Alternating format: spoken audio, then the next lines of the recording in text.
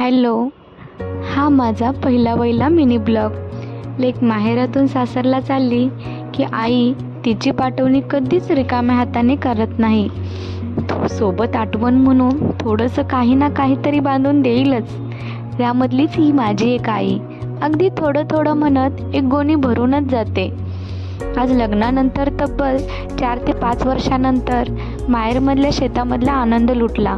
ही काळी माती बघून इतकं मस्त वाटत होतं की आमच्या जुन्या बालपणीच्या आठवणी जाग्या झाल्या. म्हणलं सोबतच ही माती कुंड्यांमध्ये टाकण्यासाठी मी मुंबईला सुद्धा घेऊन आले. हे वाहणारं पाणी बघून इतकं छान वाटलं की फोटो काढण्याचा मूड झाला. काही फोटोशूट केले